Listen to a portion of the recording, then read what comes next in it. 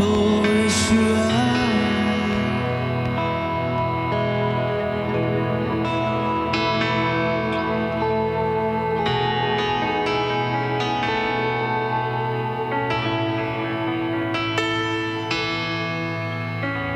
दिल की गहराई से मन की सच्चाई से दिल की गहराई से मन की सच्चाई से यीशु तुझे चाहूं हरदम यीशु तुझे प्यार करूं हर पल यीशु तुझे चाहूं हरदम यीशु तुझे प्यार करूं हर पल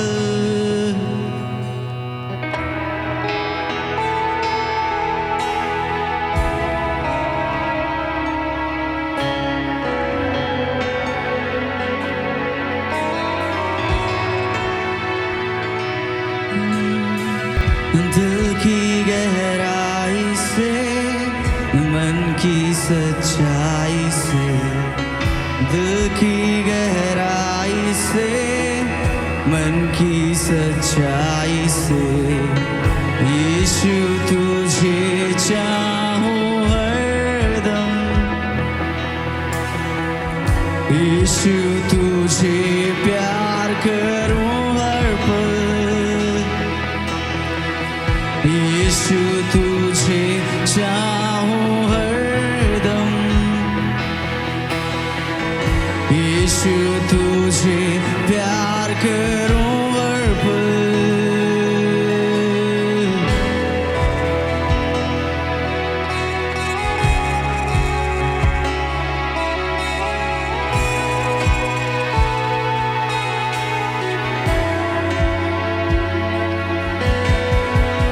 शाम और सुबह मैं गाता रहूं जो भी किया तूने मेरे लिए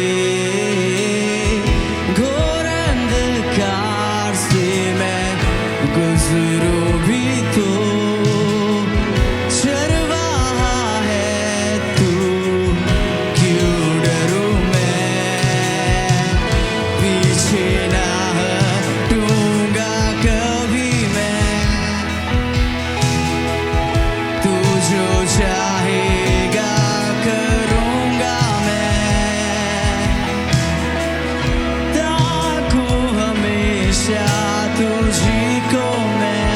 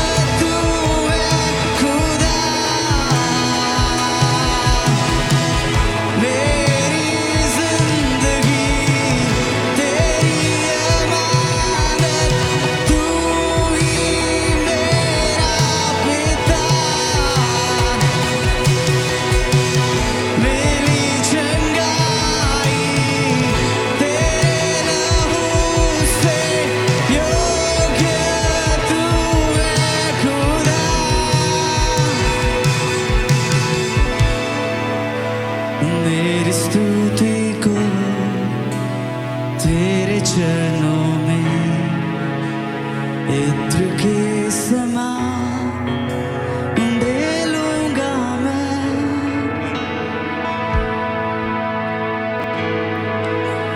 मेरी स्तुति को तेरे चरणों में इत्र के समान ढेलूंगा मैं, ताकूं तुझी को मैं हर पल, तेरे वचन से बढ़ूंगा मैं, यीशु तुझे चाहूं हरदम, यीशु तुझे प्यार करूं हर पल।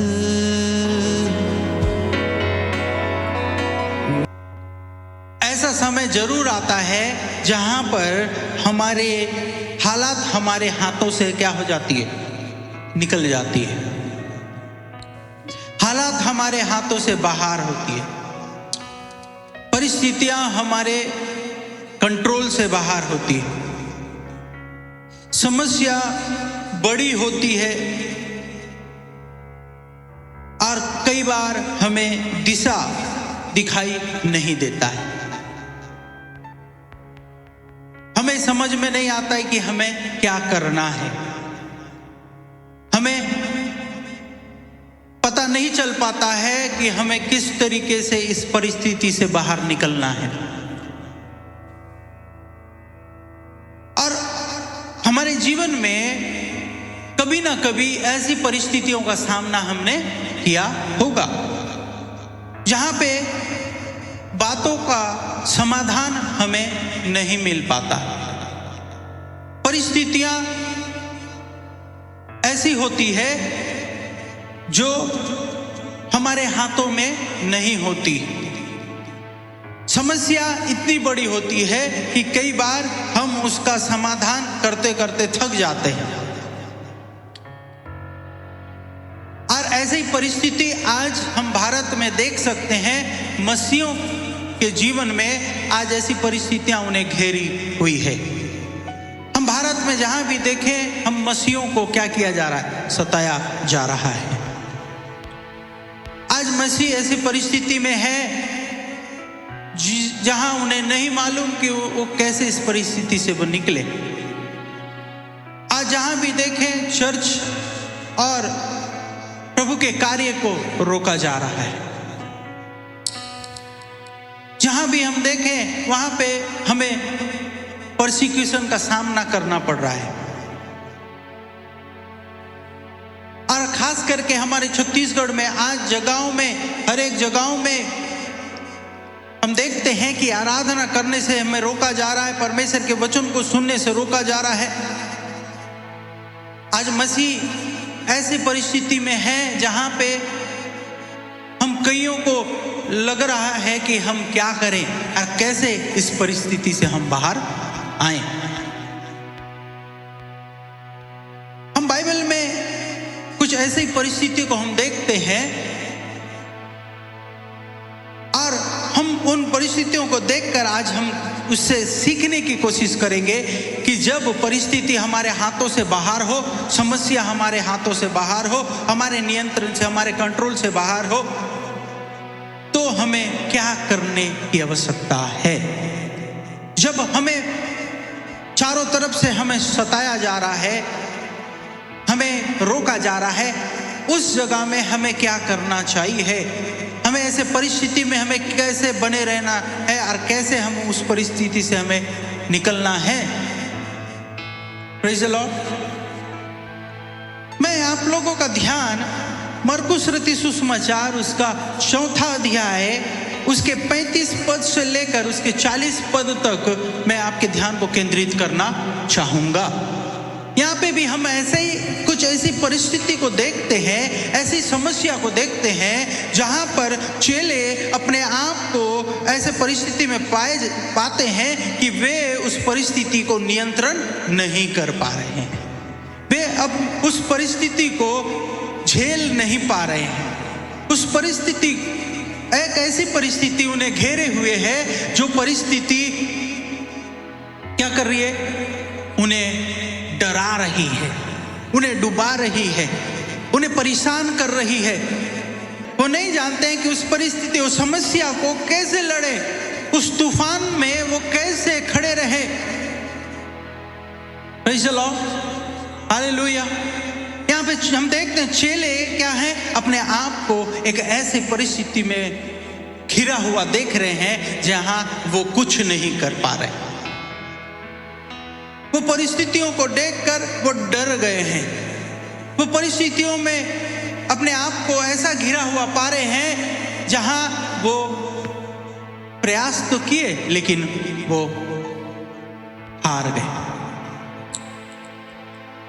मेरे प्रियो, जब हम भी ऐसी परिस्थिति में फंसे, जब हम भी ऐसी परिस्थिति में हम घिरे, अपने आप को घिरा हुआ देखें, तो हमें क्या करना है, आज के इस पैसे से हम सीखने की कोशिश करेंगे। यहाँ पे मैं आप लोगों के लिए, मैं आप लोगों के बीच में इस घटना को पढ़ूंगा, उसके बाद हम परमेश्वर के वचन में आगे बढ़ेंगे।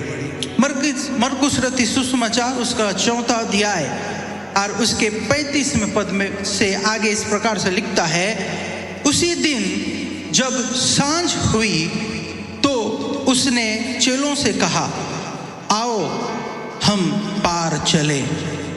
और वे भीड़ को छोड़कर जैसा वह था वैसा ही उसे नाव पर साथ ले चले, और उसके साथ और भी नावें थी। तब बड़ी आंधी आई और लहरें नाव पर यहाँ तक लगी कि वह पानी से भरी जाती थी, पर वह आप पिछले भाग में गद्दी पर सो रहा था। तब उन्होंने उसे आकर उससे कहा, हे गुरु, क्या तुझे चिंता नहीं कि हम नष्ट हुए जाते हैं? तब उसने उठकर आंधी को डांटा और पानी से कहा, शांत रह, थम जा। और आंधी थम गई और बाढ़ चैन हो गया। और उसने कहा, तुम क्यों डरते हो? क्या तुम्हें अब तक विश्वास नहीं? वे बहुत ही डर गए और आपस में बोले, यह कौन है कि आंधी और पानी भी इसकी आज्ञा मानते हैं। आइए अपने आंखों को हम बंद करेंगे। प्रभु जी, हम धन्यवाद देते हैं आज के इस दिन के लिए, इस समय के लिए हम आपका धन्यवाद देते हैं। ये वचन आपका है, ये लोग आपके हैं प्रभु। होने पाए आप इस वचन से अपने लोगों से बातें करें। पवित्र आत्मा हर एक के हृदय को छुई। पवित्र आत्मा इस जगह के हर एक बातों का नियंत्रण हम आपके हाथ में देते हैं। मेरी प्रार्थना हम प्रभु यीशु मसीह के नाम से मांगते हैं। सब बोलेंगे आमेन, आमेन, प्रेज द लॉर्ड। हम यहाँ देखते हैं कि चेले तूफान से घिरे हुए हैं। चेले तूफान से घिरे हुए अपने आप को डरा हुआ, अपने आप को परिस्थितियों में पड़ा हुआ देख रहे हैं और उनको लग रहा है कि वो डूबने वाले हैं। उनको लग रहा है कि अब उनकी नाव डूब जाएगी और वो डूब जाएंगे और वे खत्म हो जाएंगे। हो सकता है उस तूफान में उन्होंने बहुत प्रयास किया होगा कि अपने नाव को वो संभाले। उन्होंने बहुत कोशिश किया होगा कि वो उनके नाव में पानी भरने से वो रोके। हो सकता है उन्होंने पानी को निकालकर, अपने नाव से निकालकर वो बाहर फेंकने लगे हों और उन्होंने अपने आप को, अपने जितना उनसे हो सकता है उतना अपने आप को उन्होंने मिलकर उन्होंने कोशिश किया कि अपने नाव को वो बचा ले। लेकिन मेरे प्रिय, यहां हम परिस्थिति को देखते हैं जो उनके हाथों में नहीं थी। हम देखते हैं कि तूफान उनके हाथों में नहीं था, उनके नियंत्रण में नहीं था। ना उनके नियंत्रण में नहीं था, परिस्थितियां उनके नियंत्रण में नहीं थी। मेरे प्रियो, जब भी हम अपने जीवन में अपने आप को ऐसी परिस्थिति में पाएं जहां हमारे हाथों में कुछ भी नहीं है, परिस्थितियां अब हमारे हाथों में नहीं है, समस्या अब हमारे हाथों में नहीं है, हमारे हाथों से बाहर है, हमारी परिस्थिति हमारे हाथों से परे है, हमारे समझ से परे है, हमारे ताकत से परे है, तो मेरे प्रियो, सबसे पहली बात हमें क्या करने की आवश्यकता है? हमें एक होने की आवश्यकता है। Praise the Lord. पहली बात हमें सीखना है कि हमें एक होने की आवश्यकता है। जब परिस्थितियां हमें घेरे, जब समस्या हमें घेरे, जब दुश्मन हमारे ऊपर आक्रमण करे, जब दुश्मन हमें डुबाना चाहे, परिस्थितियां हमें डुबाना चाहे, तो मेरे प्रिय उस समय हमें एक होने की आवश्यकता है। हालेलुया। यहां पे हम पढ़ते हैं 28वें पद में, 38वें पद में कि वहां पे लिखता है कि पर वह आप पिछले भाग में गद्दी पर सो रहा था, तब उन्होंने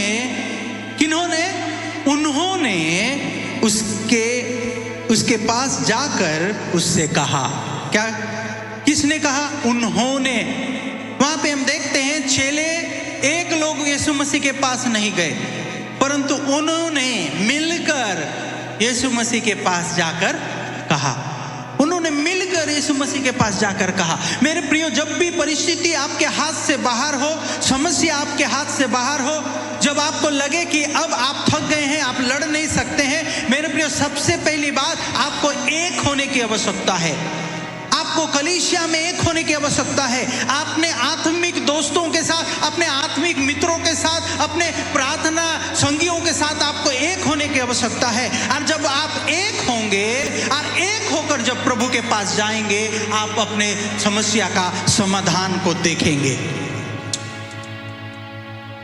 चेले यहाँ पर एक साथ यीशु मसीह के पास गए। मेरे प्रियो, जब भी आप अपने आप को कठिनाइयों और परेशानियों में देखें, तो सबसे पहले कलीसिया में जाएं। कलीसिया से बाहर नहीं, कलीसिया से दूर नहीं, प्रार्थना अपने संगी और आत्मिक लोगों से दूर नहीं, परंतु कलीसिया की ओर जाएं, चर्च जाएं, अपने मित्रों से मिले, प्रार्थना जो आत्मिक लोग हैं उनके साथ संगति करें, उनके पास करीब जाएं।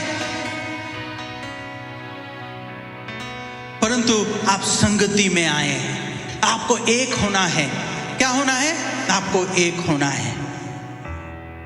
सबसे पहला कदम आपको एक होना है।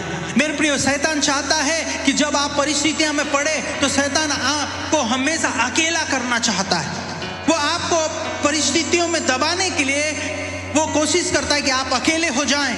और जब आप अकेले होते हैं, शैतान आपको ज्यादा दबाव आपके जीवन में डालता है, ज्यादा परेशानियां आपके जीवन में आपके अंदर डालता है, आपको और ज्यादा नीचे गिराने की कोशिश करता है। उसने स्वर्ग में भी क्या किया? लोगों को अलग किया परमेश्वर से। उसने विभाजन लेकर आया, अलगाव लेकर आया। और शैतान हमेशा अलगाव को लेकर आता है, विभाजन को लेकर आता है। शैतान आपको हमेशा अलग करना चाहता है, आपको अलग रखना चाहता है। मेरे प्रियो, इसीलिए जब भी आप ऐसे परिस्थिति में फंसे, जब आपको तूफान, चाहे वो बाहर का तूफान हो, चाहे आपके अंदर का तूफान हो, जब भी आप ऐसे तूफान में फंसे, आप अपने आप को अलग ना करके, परंतु आत्मिक लोगों के साथ आपको जुड़ना है। आत्मिक लोगों के साथ आपको एक होना है। आत्मिक लोगों के साथ आपको कलीसिया हो, चाहे आपके प्रार्थना योद्धा हो, आपके संगति वाले हो, उनके साथ आपको जुड़ना है। आपको क्या करना है? एक होना की आवश्यकता है। दूर मत भागो। इसलिए मेरे प्रियो, आपने जीवन में ऐसे मित्रों को चुनिए जो आत्मिक हैं। इसलिए अपने जीवन में ऐसे मित्रों के साथ रहिए जो आत्मिक हैं, क्योंकि जब आप ऐसे परिस्थिति में फंसते हैं, वो आपके साथ खड़े रहते हैं और खड़े रहकर आपके साथ प्रार्थना में और आपकी परिस्थितियों में वो प्रार्थना के साथ आपके साथ देते हैं। इसलिए अपने मित्रों को बहुत ही सावधानी से चुनिए, अपनी संगति को बहुत सावधानी से चुनिए। आपको हमेशा क्या करना है? पहले एक होना है, एक होना है। बाइबल बताती है कि जहां 2 या 3 मेरे नाम से एकत्रित होते हैं, मैं वहां पे मौजूद होता हूं। मेरे प्रिय, जब आप एक होंगे और जब एक होकर आप परमेश्वर के पास जाएंगे, जब एक होकर यीशु के पास आप जब जाएंगे, वहां पे परमेश्वर की उपस्थिति होगी। आपके परेशानियों में परमेश्वर का कार्य आरंभ हो जाएगा। आपकी प्रार्थना सुन ली जाएगी। आप जिस परिस्थिति से लड़ नहीं पा रहे थे, उस परिस्थिति से आप लड़ते हुए अपने आप को देखेंगे। उस परिस्थितियों को हराते हुए आप अपने आप को देखेंगे, क्योंकि आप अकेले नहीं हैं, परंतु आपके साथ आपके आत्मिक परिवार है। हालेलुया। एक साथ उन्होंने यीशु के पास जाकर, क्या लिखा है? तब उन्होंने उसे जाकर उससे कहा। दूसरी बात हमेशा हमें ध्यान देना है कि जब हम ऐसी परिस्थिति में फंस जाएं जिससे आप लड़ नहीं पा रहे हैं, जिससे आप लड़ते लड़ते थक गए हैं, जिससे आप अपने हाथ से नियंत्रण नहीं कर पा रहे हैं, मेरे प्रिय, दूसरी बात, पहला चीज आपको एक होना है। दूसरी बात, एक होकर प्रार्थना करना है। Praise the Lord. यीशु के पास वो चले गए, क्या कहे? यीशु के पास गए। मेरे प्रियो, जब आप परिस्थिति में फंसे तो दुनिया भर की बातों में ना जाएं, दुनिया के चीजों में ना जाएं, दुनिया में अपना समाधान ना ढूंढे, परंतु एक होकर यीशु के पास अपने समाधान को ढूंढे। मेरे प्रियो, परिस्थितियां में प्रार्थना में आपको घुटने टेकने की आवश्यकता है। जब परिस्थितियां हो तो उस जगह में आपको दुनिया की बातों में ना जाकर प्रार्थना को वो प्रथम कार्य बनाइए, वो प्रथम स्टेप बनाइए। आपके जीवन में वो पहला कदम होने पाए। जब आप परिस्थिति में हो, आप पहला कदम होने पाए कि आप प्रार्थना में घुटना टेक रहे हो। वो आपका पहला कदम होने पाए कि आपने यीशु के पास जाके अपने आंसू को बहा रहे हो। वो आखिरी प्रार्थना, आखिरी सहारा ना होने पाए। जब आप सब थक जाएं, सब चीजों से लड़कर आप परिस्थिति में हार जाएं, सब बातें खत्म हो जाए, तब आप आखिरी में जाकर यीशु के पास रो रहे हो, आप प्रार्थना कर रहे हो। ऐसा नहीं मेरे प्रियो। प्रार्थना को आखिरी सहारा नहीं, परंतु प्रार्थना को पहला कदम बनाने की आवश्यकता है। जब आप परिस्थिति में फंसेंगे, जब आप अपने आप को घिरा हुआ पाएंगे, तो मेरे प्रिय, आपको पहला कदम यह लेना है कि आप यीशु के सामने घुटने टेके, प्रार्थना के साथ पर प्रभु यीशु मसीह के पास जाएं। मेरे प्रियो, प्रार्थना में वो ताकत है जो हर एक तूफान को शांत कर सकता है। प्रार्थना में वो ताकत है जो आपके हर एक वो एटमॉस्फेयर को बदल सकता है, आपके चारों ओर की स्थिति को बदल सकता है, आपके चारों ओर के वो मौसम को वो बदल सकता है। प्रार्थना संकट में वो मेरे प्रिय एक ब्रेक नहीं है, परंतु प्रार्थना आपके वो संकट में दिशा का पहला कदम है। और जब आप प्रार्थना करते हैं, परमेश्वर आपको दिशा दिखाना आरंभ करता है। मेरे प्रिय, आपको प्रार्थना में आना है, घुटने में आना है, आपको घुटने टेकने वाला होना चाहिए, आपको प्रार्थना में जीवन जीने वाला होना चाहिए। वो मेरे प्रियो, वो अपना आप प्रार्थना आपका आखिरी चॉइस नहीं, परंतु प्रार्थना आपका पहला चॉइस हो। वो प्रार्थना आप जब हार जाएं तब नहीं, परंतु प्रार्थना हर एक समय, हर घड़ी, हर परिस्थिति में आपका पहला कदम होने पाए, तब परमेश्वर अद्भुत कार्य करेगा। जब आप प्रार्थना करते हैं, आप अपनी स्थिति यीशु के हाथ में सौंप देते हैं, परमेश्वर के हाथ में सौंप देते हैं। जब आप प्रार्थना करते हैं, आपका परेशानी अब आपका परेशानी नहीं, वो परमेश्वर के हाथ में चला जाता है। जब आप प्रार्थना करते हैं, वो तूफान, आप उस तूफान से अब नहीं लड़ते, वो परमेश्वर उस तूफान से लड़ता है। वो आप अपने युद्ध को आप अकेला नहीं लड़ते, परंतु आपके युद्ध को परमेश्वर लड़ता है। हालेलुया। विश्वास करते हैं तो बोलेंगे हालेलुया। मेरे प्रियो, परमेश्वर आपकी लड़ाई को लड़ता है। परमेश्वर आपके उस तूफान में, वो उस तूफान को आपके लिए वो शांत करता है। वो परिस्थिति में वो आपके साथ खड़ा होता है। जब आप उसके सामने घुटना टेकते हो, जब आप उसके सामने जाते हो, जब आप उसको पुकारते हो, वो मेरे प्रियो आपके लिए खड़ा होता है। वो आपके लिए खड़ा होता है। यहाँ पे हम चेले देखते हैं, चेले एक होकर उन्होंने यीशु के पास गए और उससे कहने लगे, उससे विनती करने लगे। मेरे प्रियो, आप जब प्रार्थना करने जाएं तो परमेश्वर के सामने आप अपनी विनती को रखें, उन बातों को आप परमेश्वर के सामने रखें, आपकी परेशानियों को आप परमेश्वर के सामने रखें। लेकिन इस बात को आप याद रखें कि आपके परेशानी से बढ़कर आपका परमेश्वर है। वो याद रखें कि आपकी परेशानियां तो है, लेकिन वो परमेश्वर महान है, वो परमेश्वर अद्भुत है, वो परमेश्वर चमत्कार करने वाला है, वो परमेश्वर वो जहां कुछ भी नहीं उस जगह में मार्ग निकालने वाला परमेश्वर है। आपके प्रार्थना में आपको बोलना है, प्रभु मैं परिस्थिति में तो घिरा हूं, लेकिन ये परिस्थिति आपसे बड़ी नहीं है। प्रभु मैं बीमार में तो पड़ा हूं, लेकिन ये बीमारी आपकी महिमा के सामने कुछ भी नहीं है। प्रभु ये तूफान मुझे डुबाने पर है, लेकिन प्रभु जी तेरा अनुग्रह मुझे उठाता है। हालेलुया। मेरे प्रिय, जब परमेश्वर के सन्मुख जाएं, केवल अपने कमजोर पॉइंट को परमेश्वर को ना गिनाएं, लेकिन ये बताएं कि परमेश्वर तू अद्भुत है। मेरे कमजोर पॉइंट को तू मेरी सामर्थ्य पॉइंट में बदल सकता है, उसे तू सामर्थ्य में चेंज कर सकता है।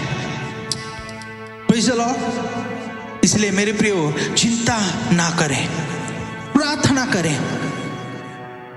प्रार्थना वातावरण, एटमॉस्फेयर को बदलता है। चाहे आपके जीवन में बाहर तूफान हो, चाहे अंदर तूफान हो।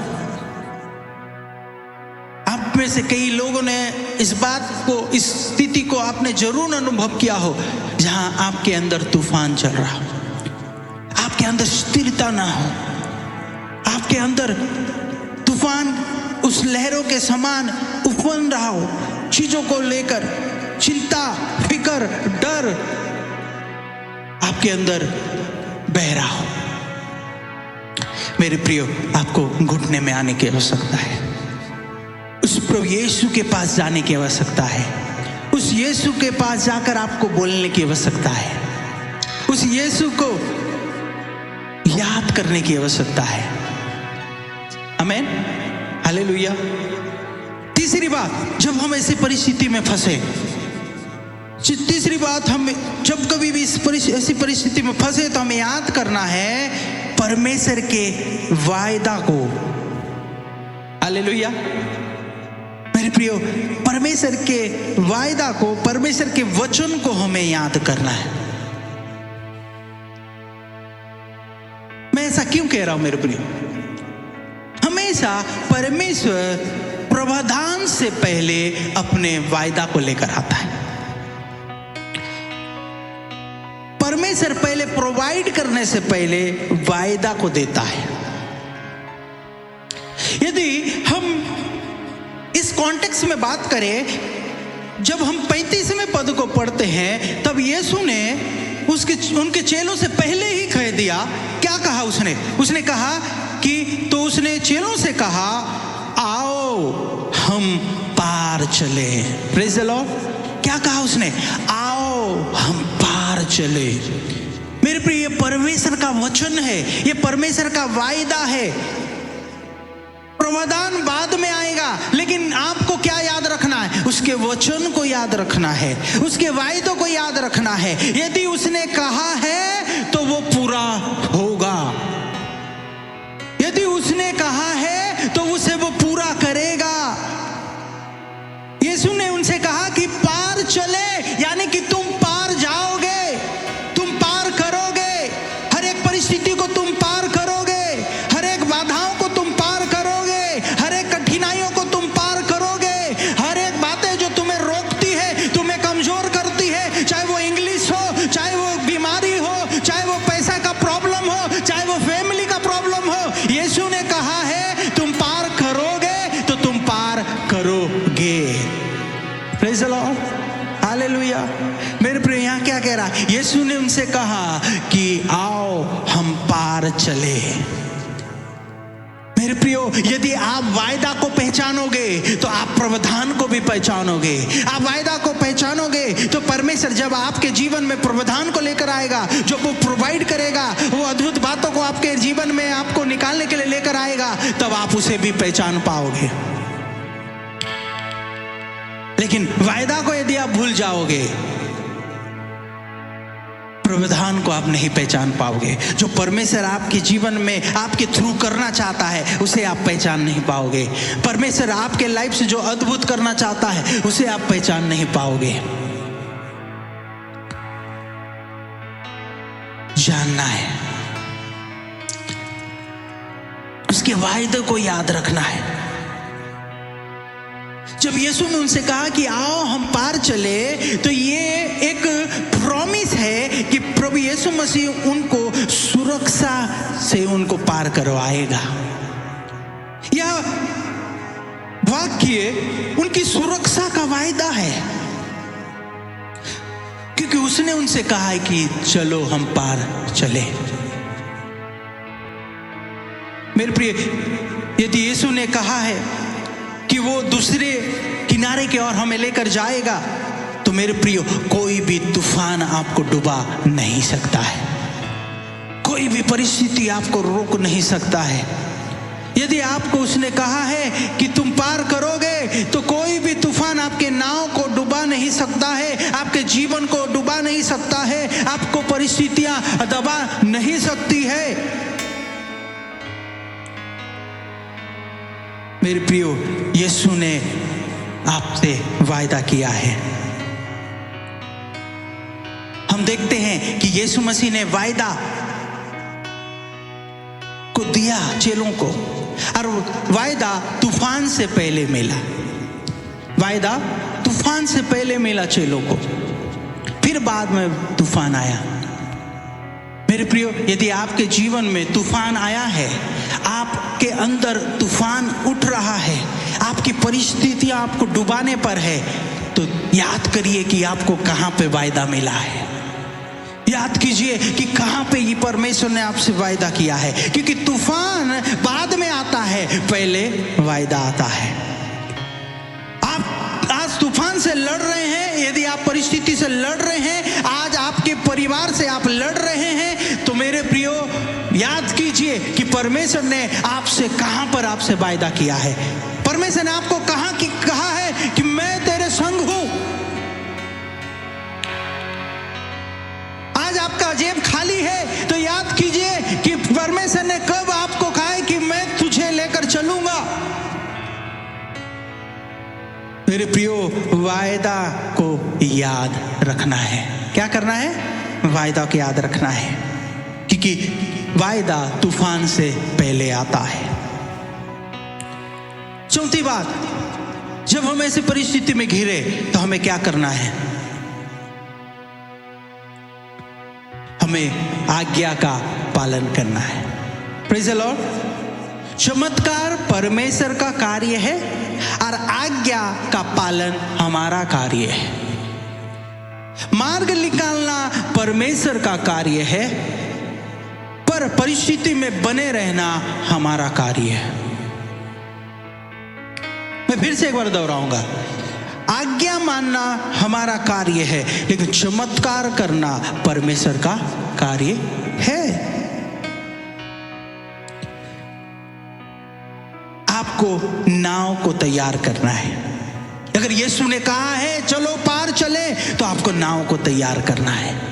यीशु ने कहा है कि मैं तुम्हें पार लेकर जाऊंगा, तो उस नाव में चढ़कर बने रहना है, उस नाव में बने रहना है। यीशु ने कहा है कि चलो पार चले, तो आपको नाव को चलाना है। डरना नहीं है नाव में चढ़ने से, उस नाव में चढ़कर आगे बढ़ने से रुकना नहीं है। आज कितनी भी परिस्थितियां क्यों ना हो जाए, आज मसीहों के ऊपर सताव, परसिक्यूशन क्यों ना हो, आपको समझ में नहीं ना आ रहा हो, लेकिन मेरे प्रिय, आज्ञा में बने रहिए। आप प्रचार करते रहिए, आप विश्वास में खड़े रहिए, क्योंकि प्रभु यीशु मसीह ने कहा है कि आओ हम पार चले। बोले मेरे साथ, आओ हम पार चले। पर प्रभु यीशु मसीह ने कहा है कि हम पार चले, और जब उसने कहा है तो हम जरूर पार करेंगे। हालेलुया, हम जरूर पार करेंगे। आपका कार्य विश्वास से कदम बढ़ाना है। आपका कार्य विश्वास से कदम बढ़ाना है और अद्भुत कार्य करना परमेश्वर का है।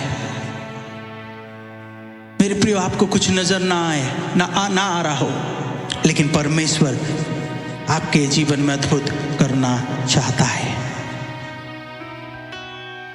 जब पतरस ने यीशु के कहने पर जाल डाला, आप जानते हैं क्या हुआ? उसने जाल डाला और मछलियां खुद में खुद उसके जाल में आ गई। आपको आज्ञा मानकर जाल डालना है।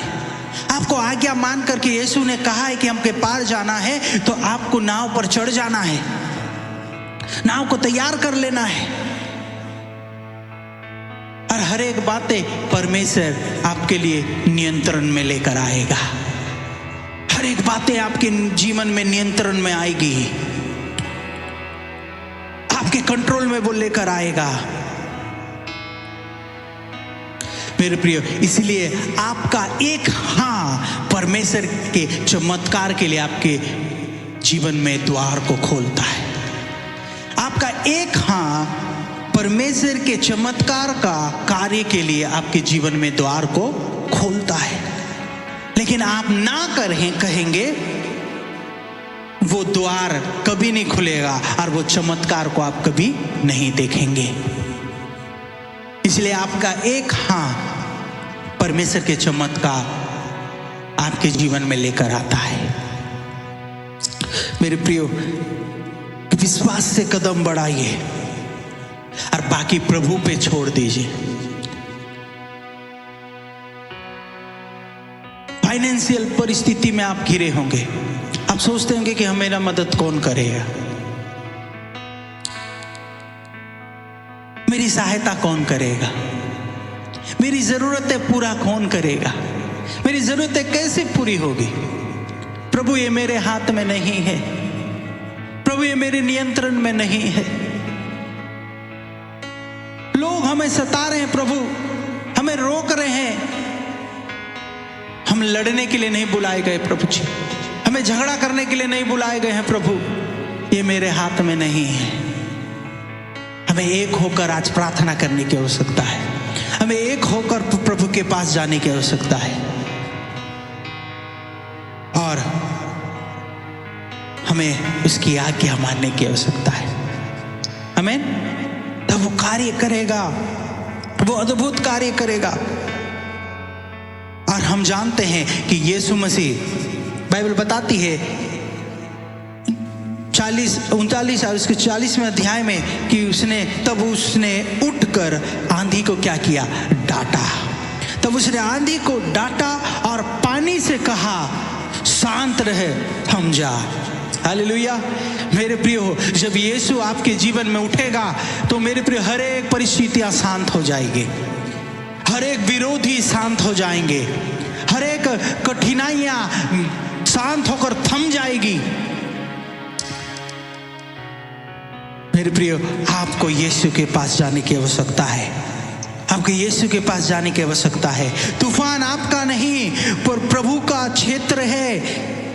आपका काम है विश्वास बनाए रखना और उसका काम है हवा और तूफान को शांत करना। उठने दीजिए यीशु को आपके लाइफ में, परमेश्वर को करने दीजिए और आप देखेंगे कि हर एक बातें नियंत्रण में है। हर एक बातें नियंत्रण में है। मेरे प्रियो, मैं आपसे कहना चाहता हूं कि हमें घबराना नहीं है। ये परिस्थितियां आज है हमारे जीवन में, हमारी कलीसियाओं में, हमारे गांव में, हमारी जगहों में, लेकिन तूफान चाहे कितना भी ऊंचा क्यों ना हो, प्रभु के एक आदेश में वो शांत हो जाएगा।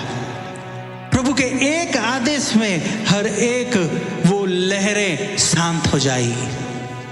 और आप देखोगे जैसे चेले आश्चर्य हो गए कि ये कौन है जो आंधियां भी इसकी बात मानती है। आप देखेंगे कि आपकी परिस्थितियां भी आपके खुदा का आज्ञा मानती है। आप देखेंगे कि आपके हर एक कठिनाइयां आपके खुदा के सामने झुकी हुई है। हालेलुया। मेरे प्रियो, आज हमें विश्वास की आवश्यकता है। हमें परिस्थितियों से डरने की आवश्यकता नहीं। हमें एक होकर प्रार्थना करना है, आज्ञा मानना है और उसके चमत्कार के लिए हमें हाँ कहना है। उसके चमत्कार के लिए हमें हाँ कहना है और उसमें बने रहना है। हालेलुया। मेरे प्रियो, आइए हम सब खड़े हो जाए और कहे कि प्रभु मेरे